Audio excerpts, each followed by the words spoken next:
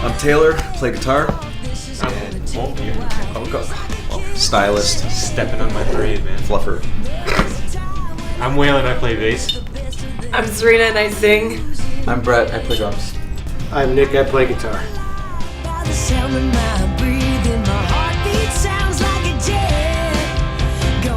We're from the same kind of like neighborhood, I guess, you know? So it was kind of destiny that we all end up playing together at some point because we've all been playing around the same area for years, and Nick and I have been in bands for a long time, like 13 years, and who better than your friends when you're looking for people to play with? It's pretty simple. And a random guy who answered the bass. He's the random one. But now he's part of the crew. But became like someone we've known for years.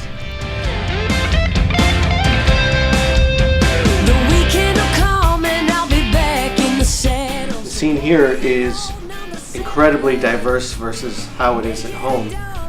Here you've got, you know, all sorts of different kinds of bars with all sorts of different kinds of bands. The local scene in Niagara is, it's not a huge vibrant scene because it's not a huge vibrant area. There's definitely a couple of promoters that work super hard and a bunch of bands that work really hard and do great jobs. So, but because the region's so small, that's how we come up to Toronto and play a lot. At the handful of bars we play at, we're supported like really, really well. We play with really great bands, so the reality of the scene could be it's terrible, but we only see the really good side of it, so I guess it's a really great scene.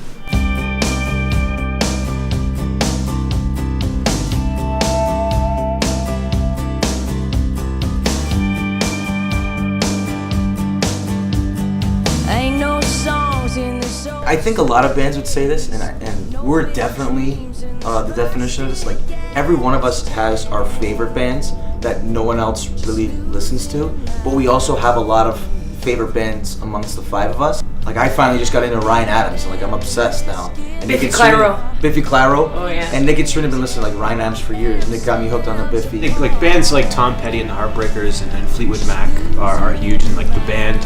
In our sound, yeah, they probably are more. But I think individually we have like some pretty over the board kind of tastes. But yeah, like I love Alice Cooper and David Bowie, but you would not hear that very much. You can see it in your walk, though. Yeah, I walk, and you can tell. It's a very Coopering walk.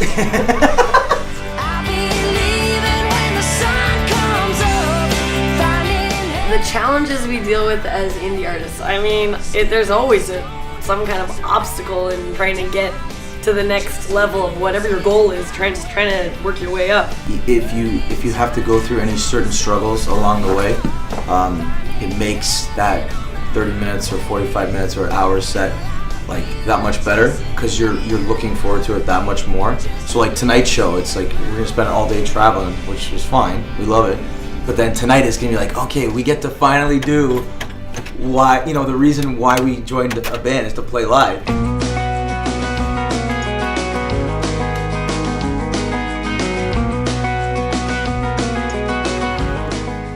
I'd say Pledge was the best one so far. Of social media, the things that helped us out. Pledge and Facebook is actually really good too. We definitely noticed our numbers increase every time we go out for shows. They could, you get 20 new likes in a day, and that's like, yes, all right, I don't know. There's something about those likes. It just makes you feel good inside. So true. I guess we've been doing it long enough where at first we didn't really grasp that whole thing. So that's one thing. We're always trying to kind of work that angle. People need music in their lives, basically. Like people who live without it, I really pity people like that. I'm sorry, but I don't know how you can function without it. We also communicate with each other like that. Like we'll be driving in the van. Like the other day, I was kind of not really feeling that great, and someone's like, "Taylor, what's wrong?" So I put on "Everybody Hurts" by REM, and they got it. And then instead of saying anything, they put on "Jumper" by Third Eye Blind, and I stepped down from that ledge, and we made it through.